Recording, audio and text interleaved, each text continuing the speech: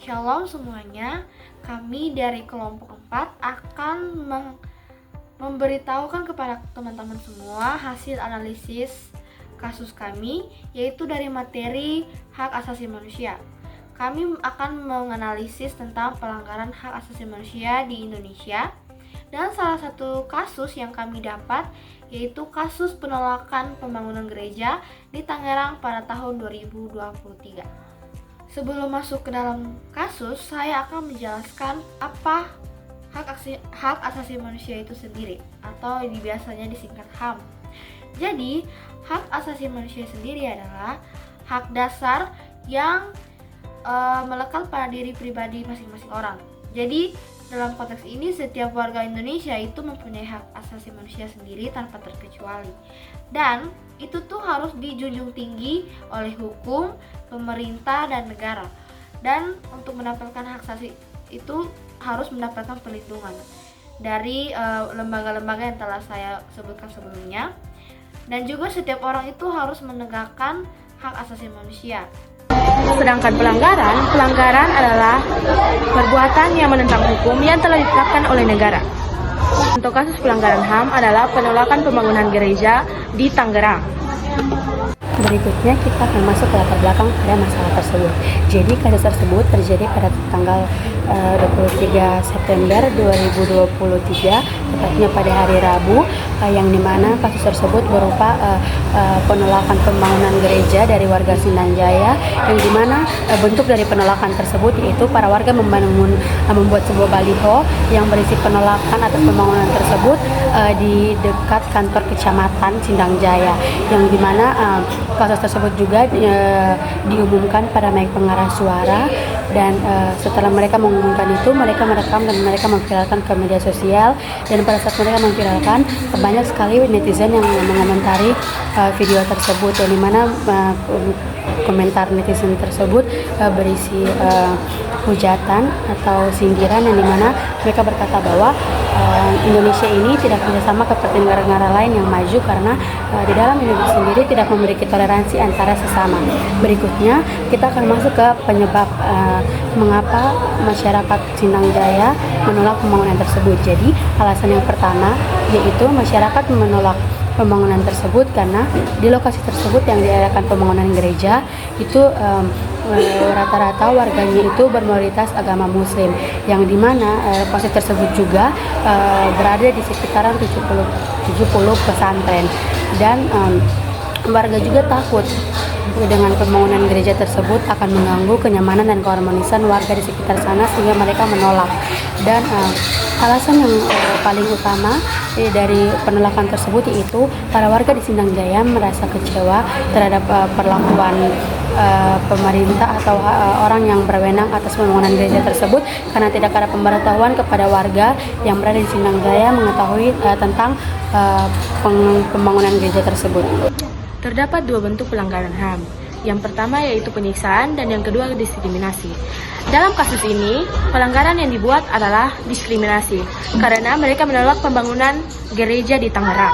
Sifat pelanggaran HAM berat sendiri adalah perbuatan atau sebuah tindakan yang dilakukan secara sistematis dan meluas, dan dia itu menimbulkan banyak korban yang sangat luas. Dan berdasarkan pelanggaran HAM berat, menurut hukum Undang-Undang Nomor 26 Tahun 2000 itu ada dua jenis. Yang pertama itu kejahatan genosida, dan yang kedua kejahatan terhadap kemanusiaan.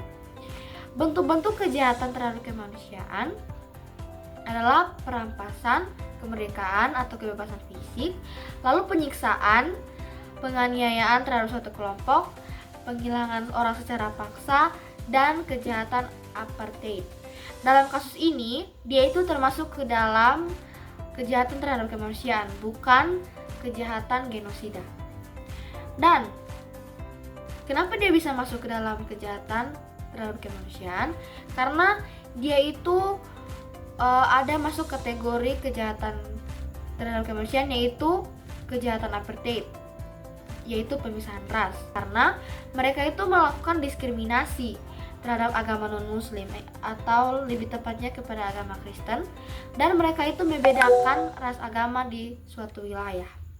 Berikut ini adalah faktor penyebab terjadinya kasus tersebut. Yang pertama ada faktor eksternal. Faktor eksternal adalah penyebab pelanggaran HAM yang terjadi di luar diri manusia. Beberapa contoh faktor eksternal meliputi penyalahgunaan kekuasaan ketika pihak berwenang menggunakan kekuasaannya untuk melanggar hak-hak masyarakat. Kedua, ketidaktegasan aparat penegak hukum. Aparat yang tidak bertindak tegas dalam menangani pelanggaran dapat memperburuk situasi dan menambah ketidakadilan. Contoh kasus, ketidaktegasan aparat terdapat kelompok para penolakan pembangunan gereja memperburuk situasi. Yang ketiga, penyalahgunaan teknologi. Teknologi yang disalahgunakan dapat digunakan untuk melanggar hak privasi atau menyebabkan ujaran kebencian. Yang keempat, kesenjangan sosial dan ekonomi. Ketidaksetaraan di masyarakat seringkali menyebabkan diskriminasi dan ketidakadilan yang berkunjung pada pelanggaran HAM. Contoh kasus, tidak adanya pemberitahuan terkait pembangunan gereja menyebabkan kekecewaan warga dan penolakan yang akhirnya memicu konflik. Yang faktor yang kedua ada faktor internal. Faktor internal berasal dari dalam diri pelaku pelanggaran HAM itu sendiri. Beberapa faktor internal yang menyebabkan pelanggaran HAM meliputi yang pertama sikap egois, yang kedua rendahnya kesadaran HAM, yang ketiga adalah sikap tidak toleran. Selanjutnya kesimpulan. Dari teks tersebut dapat disimpulkan bahwa diskriminasi masih sering terjadi. Hal ini disebabkan karena kurangnya toleransi. Waktu masyarakat baru meningkatkan toleransi dan bermasyarakat sehingga mencegah perpecahan. Selanjutnya refleksi. Ayat yang diambil yaitu Yohanes 13 ayat 34. Mengajarkan pentingnya mengasihi sesama seperti Allah mengasihi kita.